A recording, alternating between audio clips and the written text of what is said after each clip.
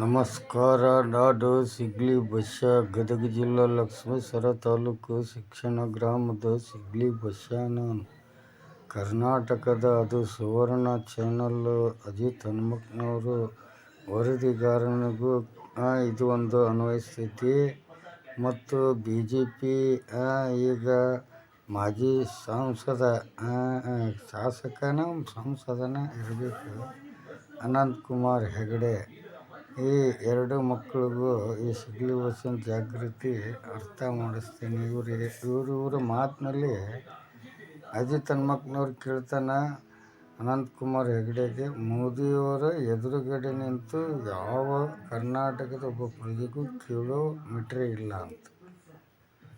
ಈ ಹಲ್ಕ ನನ್ನ ಮಕ್ಕಳು ನಿಮ್ಗೆ ಕೇಳ್ತೀನಿ, ಮೋದಿಗೆ ಪ್ರಶ್ನೆ ಮಾಡೋಕೆ ಒಬ್ಬ ಕುರಿ ಕಾಯೋನು ರೆಡಿಯಾಗಿದ್ದಾನೆ. ಈ ಸಿಗ್ಲಿ ಬಸ್ಸಿನಂತ ಹೋರಾಟಗಾರನು ರೆಡಿಯಾಗಿ ನಿಂತಿದ್ದಾನೆ. ಆದರೆ ನಿಮ್ಮ ಮೋದಿಗೆ ಮಿಟ್ರೆ ಇಲ್ಲ. ಬಂದು ಒಬ್ಬ ಕುರಿ ಕಾಯೋನು ಇಂಥ ಒಬ್ಬ ಹೋರಾಟಗಾರನ ಕೇಳೋ ಪ್ರಶ್ನೆಗೆ ಉತ್ತರ ಕೊಡೋಕೆ ನಿಮ್ಮ ಮೋದಿಗೆ ಮಿಟ್ರೆ ಇಲ್ಲ. ಅರ್ಥ ಆಗ್ತಿಲ್ಲ.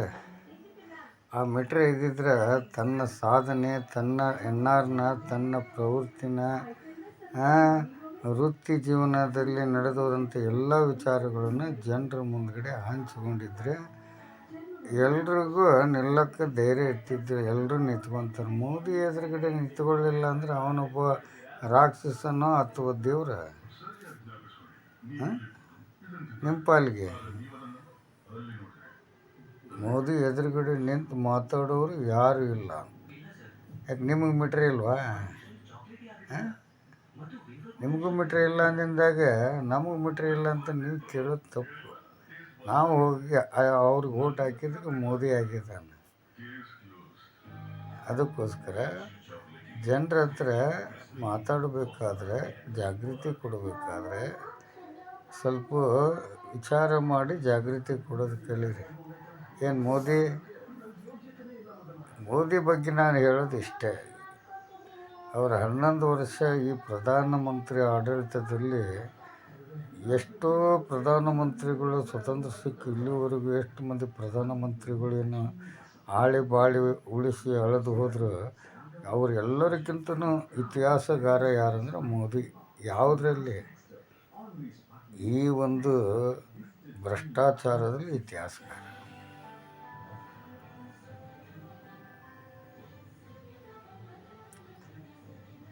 ಆಡಿದ ಮಾತು ಈಡೇರಿಸಲಾರ್ದೇ ಹೇಳೋದಕ್ಕೂ ಕೇಳೋದಕ್ಕೂ ಸಮಯ ಇಲ್ಲ ಅಂತ 11 ವರ್ಷ ಕಾಲಹರಣ ಮಾಡಿ ದೇಶ ವಿದೇಶ ಸುತ್ತಿ ಬಂಡವಾಳ ಶಾಹಿಗಾರರಿಗೂ ಮತ್ತು ದೊಡ್ಡ ದೊಡ್ಡ ಬಿಸ್ನೆಸ್ ಮ್ಯಾನ್ಗಳಿಗೂ, ಈ ನೀರವ್ ಮೋದಿ ಮತ್ತು ವಿಜಯ್ ಮಲ್ಯ, ಇನ್ನೂ ಇಂತಿಂಥ ಡಕಾಯಿತರು, 420ಗಳು, ಇಂಥವ್ರಿಗೆಲ್ಲ ಬೆಂಬಲ ಕೊಟ್ಟು ಪಕ್ಕದಲ್ಲಿ ಇಟ್ಕೊಂಡು ಅಮಾಯಕರಿಗೆ ಎಲ್ಲ ಹಿಂಸೆ ಕೊಟ್ಟು ಇವತ್ತು ಕರ್ನಾಟಕಕ್ಕೆ ಮೋದಿ ವ್ಯವಸ್ಥೆ ಯಾವುದೂ ಇಲ್ದಂಗಿದ್ದಾಗ ಮೋದಿಯವರ ಎದುರುಗಡೆ ನಿಂತು ಮಾತಾಡೋ ಮಿಟ್ರೆ ಇಲ್ಲ ಅಂತ ಕೇಳ್ತಿರಲ್ಲ ಅಜಿತ್ ಹನುಮಕ್ಕನವರೇ, ಅನಂತಕುಮಾರ್ ಹೆಗಡೆ. ಒಬ್ಬ ಕುರುಬನು ಕೇಳ್ತಾನೆ ಮೋದಿ ತಾಕತ್ತು ಎಷ್ಟೈತಿ ಅನ್ನೋದು ಹೇಳ್ತಾನೆ. ಬಾ ಈ ಸಿಗ್ಲಿ ಬಸ್ಸಿನಂತಲ್ಲಿ ಬಾ. ನಾನು ಇದ್ದ ಜಾಗಕ್ಕೆ ಮೋದಿ ಬರಬೇಕು, ಮೋದಿ ಇದ್ದ ಜಾಗಕ್ಕೆ ನಾನು ಹೋಗೋಕ್ಕಾಗಂಗಿಲ್ಲ. ಇದು ಪ್ರತಿಯೊಬ್ಬ ಪ್ರಜೆಗೂ ಅನ್ವಯಿಸುವಂಥ ಇತಿಹಾಸ. ಓಟ್ ಕೇಳಲಿಕ್ಕೆ 2 ಕೈ ಜೋಡಿಸಿ ಆಕಾಶದಿಂದ ಹಾರೋದು ಭೂಮಿ ಮೇಲೆ ನಡ್ಕೊಂಡು ಬರ್ತಾರೆ. ನಾವೇನವ್ರಂತಲೂ ನಾವು ಓಟ್ ಹಾಕ್ತೀವಿ ಅಂತ ಹೋಗಿರೋದು.